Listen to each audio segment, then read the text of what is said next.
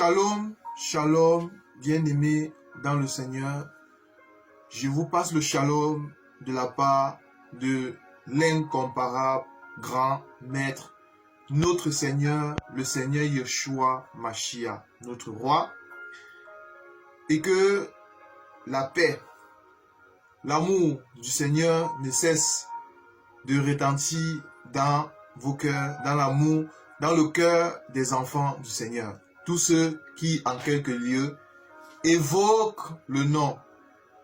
Tous ceux, en quelques lieux, qui ont dans leur cœur, dans leur être tout entier, le Seigneur Yeshua, notre papa, notre roi, notre sauveur, notre espérance. Bien-aimés dans le Seigneur, je vous salue par ce glorieux nom. Nous allons, l'enseignement aujourd'hui à la lumière de la parole va porter dans Psaume 105 où il est dit que tout ce qui respire loue l'Éternel. Que tout ce qui respire loue l'Éternel. Merci Seigneur, merci pour ta parole Seigneur. Merci parce que tu es roi, tu es notre sauveur. Merci pour ta parole, pour notre pain de chaque jour Seigneur. Nous bénissons ton nom parce que tu vis dans nos cœurs, tu vis dans notre être, Seigneur. Chaque jour, tu nous travailles, Seigneur. Tu nous sanctifies de jour en jour, Papa Yahweh. Merci pour tout ce que tu fais. Nous te rendons grâce pour le souffle de vie, Seigneur. Pour la paix de cœur, pour ta présence dans nos vies. Et surtout, Papa Yahweh, nous te bénissons et nous te rendons également grâce parce que tu nous prépares à rentrer à la maison, Seigneur. Parce que nous savons que nous sommes les étrangers sur cette terre. Nous savons que notre chez nous, ce n'est pas ici. Nous attendons que tu viennes et tu nous prends, Seigneur. Nous croyons à cela, nous croyons à ton avènement et à ton retour. C'est pour ça que nous nous préparons chaque jour. C'est ça ta parole déclare, veillez. Nous, ceux qui sommes tes enfants, nous ne sommes pas dans les ténèbres pour que ce jour nous surprenne. C'est pour ça que nous veillons, Papa, et nous savons que tu viendras et que tu en route. Béni soit ton nom et que toute la gloire te revient. Merci pour Seigneur Dieu. Permets que nous soyons toujours humbles, Seigneur. Nous soyons toujours là à tes pieds, Seigneur Jésus, afin de proclamer le nom du roi des gloires, l'incomparable grand maître que tu es. Béni soit ton nom. En ton nom, je t'ai ainsi prié. Amen. Alors, bien-aimés dans le Seigneur, nous allons aller dans les Écritures. Que tout ce qui respire loue l'Éternel. Bien-aimés dans le Seigneur. Tout ce qui respire loue l'Éternel. Vous savez, c'est une écriture que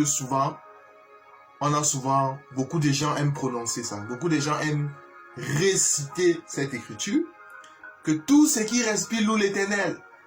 Mais maintenant, bien aimé dans le Seigneur, vous savez, dans cet évangile que le Seigneur nous a donné, le Seigneur nous a fait grâce.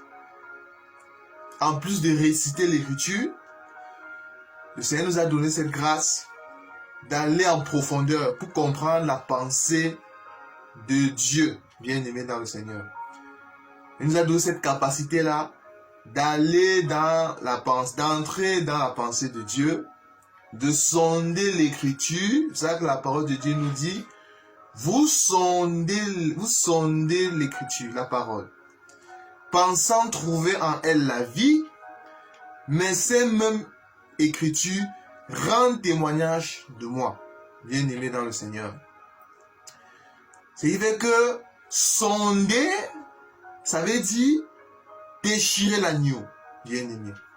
Vous savez, nous, c'était ça le rôle du souverain sacrificateur. Le souverain sacrificateur, c'est celui-là, ou bien en d'autres termes, celui qui enseigne, bien aimé dans le Seigneur, les Écritures. Il doit être capable de déchirer l'agneau. De prendre l'agneau, déchirer l'agneau, bien aimé dans le Seigneur. Et lorsque l'agneau est déchiré, il faut qu'il ait encore cette capacité-là de savoir que de réorganiser, de savoir que telle partie est ici, telle partie est là-bas. Bien-aimés dans le Seigneur. Bon, ici nous voyons que nous avons le songe, tout ce qui respire loue l'Éternel. Mais la question qu'il faut se poser maintenant, c'est quoi respirer? Que veut dire respirer? Est-ce que respirer, ça veut dire respirer par les narines? Mais quand le Seigneur nous a fait grâce, nous sommes les aigles qui nous envolons. Nous allons aller dans les profondeurs, bien aimés dans le Seigneur. Parce que nous allons essayer de définir d'abord c'est quoi respirer selon Dieu. Parce qu'il y a la respirer selon les hommes. La respiration selon les hommes, c'est quelque chose de naturel. C'est-à-dire, tu respires, tu inspires, tu respires, c'est de l'organisme. Il y a le poumon qui te permet de respirer, qui te permet d'inspirer. C'est ça la définition. C'est ça, selon la chair, selon l'être humain. C'est tout à fait normal qu'un être humain respire. Tout à fait normal qu'un être humain inspire. Bien aimé dans le Seigneur. Mais nous allons maintenant comprendre c'est quoi respirer selon la pensée de Dieu. Bien aimé. Nous allons prendre une écriture d'abord dans Job. Dans Job chapitre 27 à partir du verset 3. Job chapitre 27 à partir du verset 3. Alors, je vais vous faire la lecture. Aussi longtemps que j'aurai ma respiration et que le souffle de Dieu sera dans mes narines. Ah, bien aimé dans le Seigneur. Aussi longtemps que j'aurai ma respiration et que le souffle de Dieu sera dans mes narines. Pardon. Bien aimé dans le Seigneur. Bon, nous avons ici deux choses. La respiration et le souffle de Dieu. Bien aimé. Et le souffle de Dieu. Bon, nous comprenons que pour respirer, il faut avoir le souffle de Dieu. Bien aimé. Si tu n'as pas le souffle de Dieu, même si physiquement, selon le fait physiquement, par ton organisme, tu respires, tu inspires, si tu n'as pas le souffle de Dieu, c'est que tu es mort, bien aimé. C'est que même si physiquement tu es vivant, même si physiquement tu respires, ce qui fait que tu as la vie, ce qui fait que tu respires, c'est quand tu as le souffle de Dieu. C'est le souffle de Dieu qui fait que on respire. Que tout ce qui respire loue l'Éternel. Bon, nous comprenons que pour louer l'Éternel, il faut avoir le souffle de Dieu. Si tu n'as pas le souffle de Dieu, tu n'auras pas la capacité de louer l'Éternel. Bien aimé dans le Seigneur. Nous allons prendre une autre écriture. Nous allons aller dans Genèse. Genèse chapitre 1er. Nous allons essayer de trouver c'est quoi le souffle de Dieu.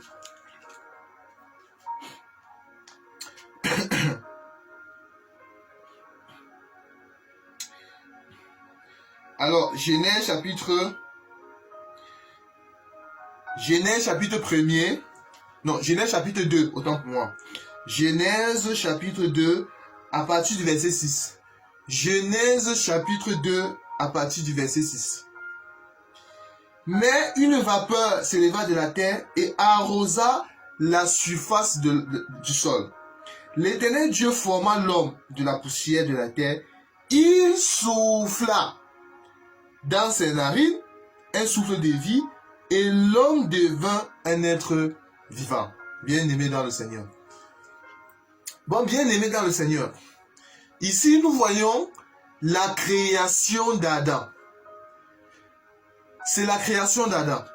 Parce que Dieu, il avait fait sortir une terre des eaux le troisième jour. Et avec cette terre, la parole de Dieu dit qu'il n'avait pas fait pleuvoir sur la terre. Dieu avait fait Dieu avait fait, il y avait une vapeur qui avait arrosé une portion de la terre. C'est avec cette portion de la terre que Dieu a formé Adam. Bien-aimé dans le Seigneur. Dieu a pris cette portion de la terre pour former l'homme Adam. Et quand Dieu a formé Adam, c'est-à-dire Dieu a fait la tête, Dieu a fait le nez, Dieu a fait les mains, les pieds, tout. L'Écriture nous dit, Adam n'était pas encore un être vivant. Ce qui a fait, en d'autres termes, Adam ne respirait pas encore. Adam ne respirait pas encore. Ce qui a fait que Adam respire, ce qui a fait que Adam respire, que Adam soit à l'image de Dieu, bien-aimé dans le Seigneur, c'est quand Dieu a mis son souffle dans les narines d'Adam. Dieu a mis son souffle dans les narines d'Adam, bien-aimé dans le Seigneur. Mais dans cet évangile, Dieu nous a donné la grâce de comprendre, d'avoir l'explication. C'était quoi le souffle que Dieu a mis dans les narines d'Adam? Parce que dans la révélation, bien-aimé dans le Seigneur, je suis dans la révélation. Dans la révélation. Dans la révélation, Adam ici, c'est notre Seigneur Jésus. Bien-aimé dans le Seigneur. Adam ici, c'est notre Seigneur Jésus. Le souffle de Dieu que Dieu met dans les narines d'Adam, c'est ça, Hébreux chapitre 10, à partir du verset 5. Tu n'as voulu ni sacrifice, ni holocauste, mais tu m'as formé un corps. Bon, nous comprenons que Adam, ici, c'était le corps dans lequel le souffle de Dieu devait être confiné. C'est ça le souffle de Dieu. Bon, le souffle de Dieu, c'était ça, Christ qui prenait un corps. Bien aimé. Bon, c'est ça le souffle de Dieu. Le souffle de Dieu, c'est Christ. C'est ça le souffle.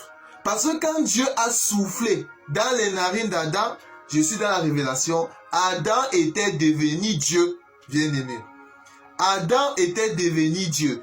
Vous savez, l'Écriture dit, Adam était devenu l'image de Dieu. Vous voyez ça? C'est pour ça dans Colossiens, il est dit quoi? Colossiens chapitre combien? Colossiens chapitre 1er, à partir du verset 14. En qui nous avons la rédemption et la rémission des péchés, c'est-à-dire Jésus. 15. Il est l'image du Dieu invisible, le premier-né de toute la création. Bien aimé. Vous voyez l'Écriture?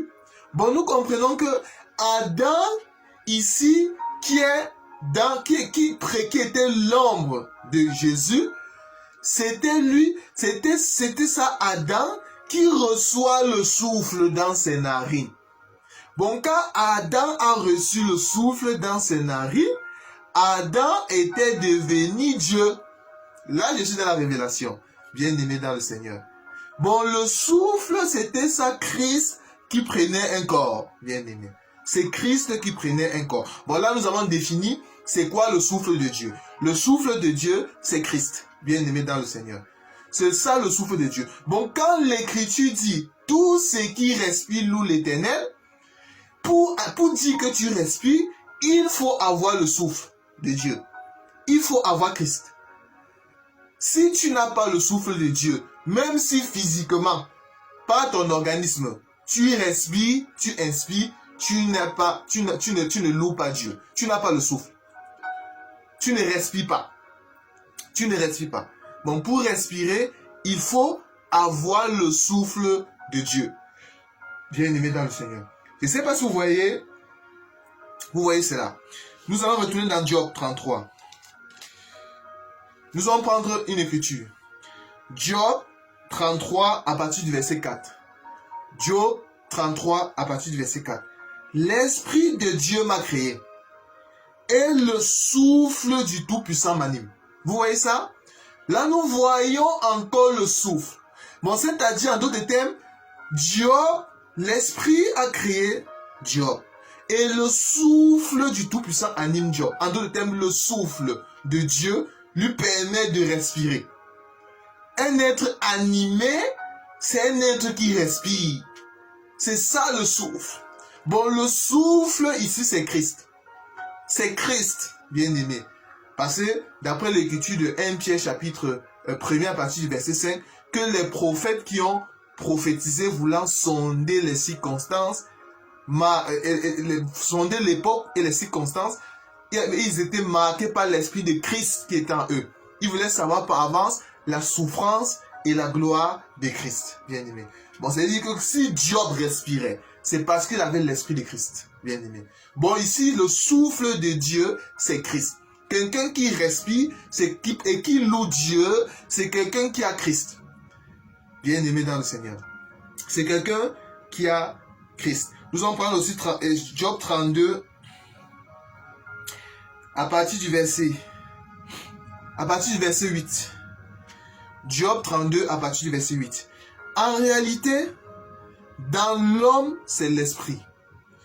Le souffle du Tout-Puissant qui donne l'intelligence. Bien aimé dans le Seigneur. Vous voyez ça? C'est le souffle du Tout-Puissant qui donne l'intelligence. Qui donne l'intelligence. Bien aimé dans le Seigneur. Bon, nous comprenons que quand la parole de Dieu dit que tout ce qui respire loue l'Éternel, il ne s'agit pas, il faut se poser la question. Qui sont ceux qui respirent?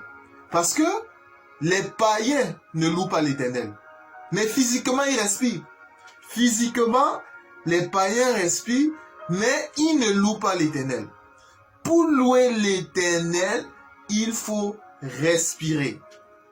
Et qui respire, qui dit respirer, c'est celui-là qui a reçu le souffle de Dieu. Bien aimé dans le Seigneur. Ça, Job ici nous dit, mais en réalité, dans l'homme, c'est l'esprit. Le souffle du Tout-Puissant qui donne l'intelligence. Bien aimé dans le Seigneur. Alors, nous allons prendre 1 Pierre. 1 Pierre, combien? C'est ça la parole du Seigneur. Bien aimé dans le Seigneur. C'est très important. Hein? Alors, 1 Pierre... 1 Pierre 4, c'est ça, entre l'écriture.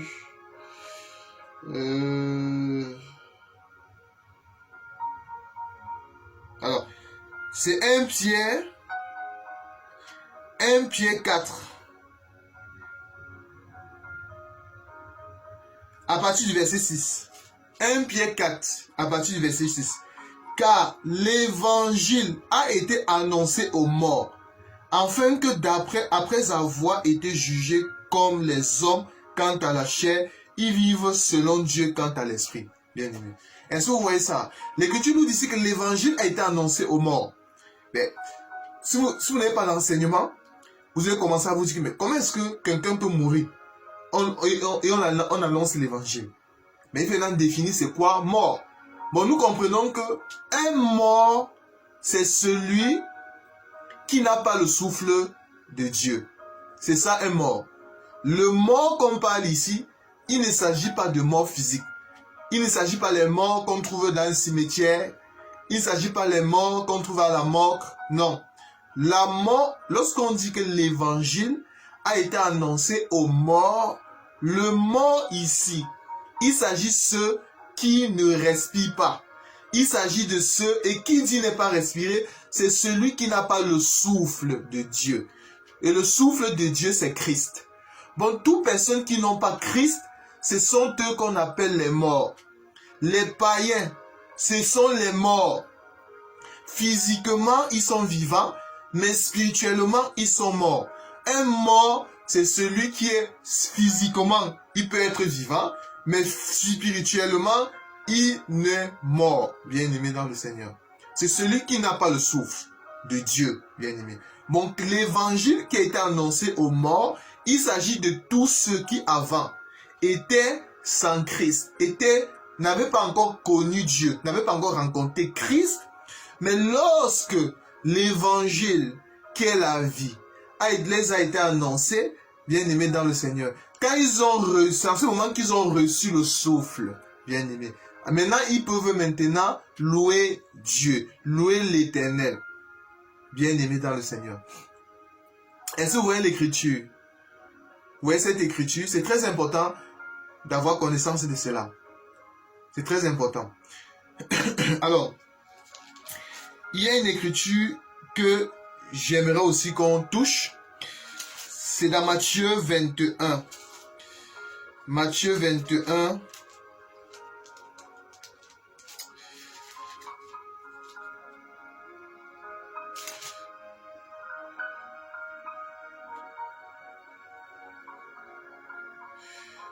C'est Matthieu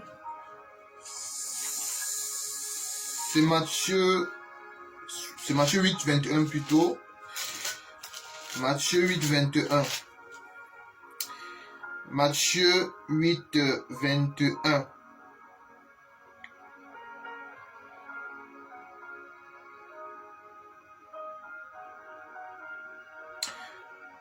Un autre d'entre les disciples lui dit, Seigneur, permets-moi d'aller d'abord ensevelir mon Père. Mais Jésus lui répondit, suis-moi et laisse les morts ensevelir les morts. Vous voyez ça? Laisse les morts ensevelir les morts. Vous voyez l'écriture? Laisse les morts ensevelir les morts. Bon, il y a deux catégories de morts ici. Il y a un premier mort que tu dois laisser. Laisse les morts, premièrement, ensevelir les morts. Bon, nous comprenons que laisse les morts, premier mort, c'est celui qui n'a pas le souffle de Dieu. C'est celui qui ne respire pas.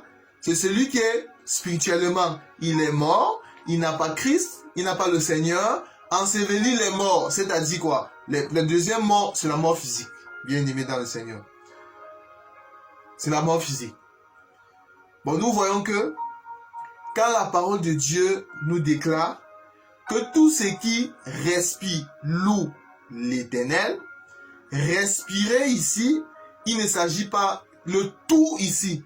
Ça ne veut pas dire tout le monde entier. Non. Le tout ici, il s'agit des enfants de Dieu. Ça veut dire, en d'autres termes, si on veut reformuler cela, ça veut dire que tout enfant de Dieu loue l'Éternel. Vous voyez ça? Parce que respirer, celui qui respire, c'est celui qui a le souffle de Dieu. C'est celui qui a Christ. C'est lui qui respire. Bon, si aujourd'hui, nous, Église du Seigneur, quand je parle d'église, je parle d'église corps du Christ, si nous louons le Seigneur, si ensemble, avec les anges, nous nous prosternons pour adorer le Seigneur, Jésus-Christ, le roi des gloires, si nous adorons notre papa, c'est parce que nous avons reçu le souffle. Nous avons reçu le souffle. Bien aimé. Il y a aussi une écriture dans 1 Jean 5. Ça, c'est une écriture très importante, bien aimée dans le Seigneur. 1 Jean 5. Alors, à partir du verset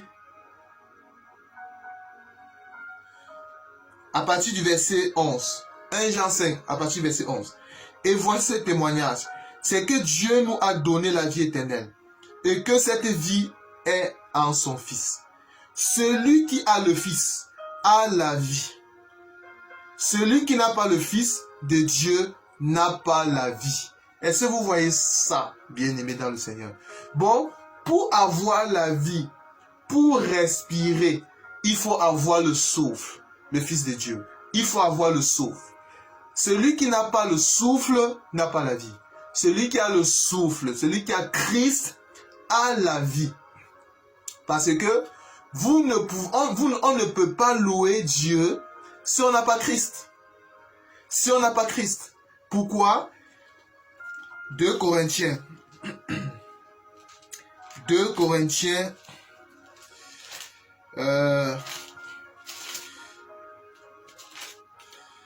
2 Corinthiens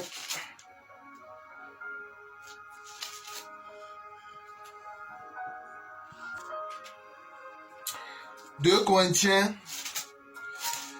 2, à partir du verset 15. 2 Corinthiens 2, 15. Nous sommes en effet pour Dieu la bonne odeur de Christ parmi ceux qui sont sauvés et parmi ceux qui périssent. Vous voyez? Bon, Christ, c'est lui le parfum qui fait que quand nous louons Dieu, c'est lui le souffle, c'est lui le parfum qui fait que quand nous louons Dieu, quand nous prions Dieu, notre prière arrive devant l'autel de parfum qui est devant le trône de Dieu, bien aimé. Parce que l'Écriture nous dit dans Apocalypse chapitre, permettez que je trouve l'Écriture. Alors,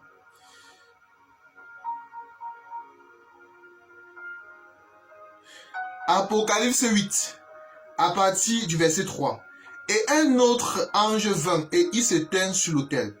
Et il y a un assassin d'or. On lui donna beaucoup de parfums afin qu'il les offre avec la prière de tous les saints sur l'autel d'or qui est devant le trône. Bon, nous voyons que la prière des saints, c'est accompagné du souffle de Dieu. C'est accompagné du parfum, afin d'arriver devant le trône. Si nous prenons également Apocalypse 5, à partir du verset 6. Et je vis au milieu du trône, et des quatre êtres vivants, au milieu des vieillards, un agneau qui était là comme immolé. Il avait 7 cornes et 7 yeux, qui sont les 7 esprits de Dieu envoyés sur la terre. Alors, il y a une écriture que je cherche. C'est où l'écriture où on parle de parfum. Permettez que je trouve l'écriture. C'est la 8. Apocalypse 8. Quand il prit le livre, les 4 êtres vivants et les 24 vieillards se prosternaient devant l'agneau, tenant chacun une harpe et des coupes d'or remplies des parfums, qui sont les prières des saints, bien-aimés dans le Seigneur. Bon, nous voyons que le parfum, c'est ça la prière des saints. Lorsque nous prions, pour que Dieu puisse écouter notre prière, pour que Dieu puisse sentir, pour que notre prière puisse arriver devant le trône, l'autel des parfums, il faut qu'il y ait le parfum, il faut qu'il y ait le souffle de Dieu, il faut qu'il y ait Christ. Bon, nous comprenons que, pour finir, lorsque l'Écriture dit que tous ceux qui respirent louent l'Éternel, tous ceux qui respirent, il s'agit des enfants de Dieu. Parce qu'un païen ne respire pas. Physiquement, il respire, mais selon Dieu, il ne respire pas. Bien-aimé dans le Seigneur, respirer, c'est celui-là qui a le souffle de Dieu. C'est celui-là qui a Christ. Et celui qui a Christ, il peut louer Dieu. Pour louer Dieu, il faut avoir le parfum. Il faut avoir le souffle de Dieu, bien-aimé dans le Seigneur. Mon bien-aimé dans le Seigneur, avant de finir, je vais faire une petite exhortation, bien-aimé dans le Seigneur. La parole de Dieu déclare, l'évangile a été prêché aux morts, bien-aimé dans le Seigneur. Avant, nous aussi, on était morts parce qu'on n'avait pas Christ. Mais lorsque par la grâce de notre Seigneur, il est venu, il a payé le prix pour nous.